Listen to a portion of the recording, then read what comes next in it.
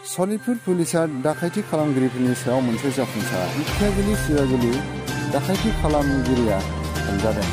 सनितपुर पुलिसा सिङाव दोनथुमनाय 5,70,000 रांखौ बोखांनो हादों।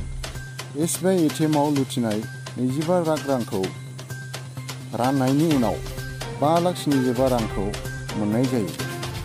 आरोबाव मोनथिनाय बायदिब्ला साब्रैया हमजानो हागौ होननानै फोरमायथियो। যেটো এটিএম ৰবাৰী সেইটোৰ সন্দৰ্ভত আমি এছপি ছাৰৰ নেতৃত্বত ঢেকীয়াজুলি অচি ছাৰ আছে, এছপি ছাৰে যথেষ্টখিনি গাইড কৰিছিল আৰু যথেষ্টখিনি ইনফৰমেশ্যন তেখেতে দিছিল। আমাৰ এছপি ছাৰ বিশেষকৈ কলা কৌশলীত বহুত পাৰ্গত, তেখেতে সকলোখিনি তথ্য যোগান ধৰিছিল। সেই তথ্যৰ ভিত্তিতে আমি প্ৰায় এসপ্তাহজোৰা অপাৰেশ্যন চলাইছিলোঁ। তাৰে ফলস্বৰূপে 2জন অপৰাধী আমি আটক কৰিছোঁ আৰু তেখেতসকলৰ পৰা মুঠ 5,75,000 টকা উদ্ধাৰ কৰা হৈছে আৰু জব্দ কৰা হৈছে।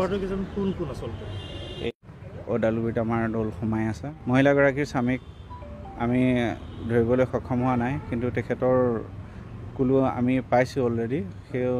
সেইমতে আমাৰ পাৰ্টি পঠিওৱা হৈছে, চিনাক্তকৰণ কৰা হৈছে, কিন্তু নকওঁ নেকি।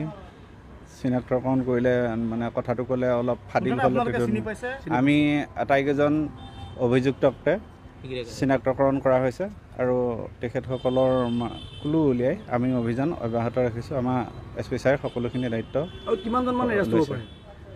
আৰু 4-5জন এৰেষ্ট হ'ব।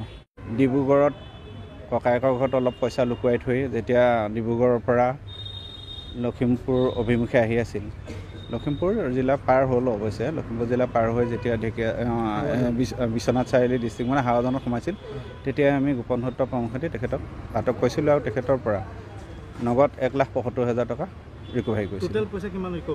টোটেল এতিয়ালৈকে 5,75,000 টকা এতিয়া 25 লাখ টকা কৈছে। 25 লাখ টকা বেংকে এজাহাৰ দিয়া মতে 25 লাখ টকা লুট হৈছে, অৰ্থাৎ ৰবাৰী কাৰ্যটোত 25 লাখ টকা নিয়া হৈছে।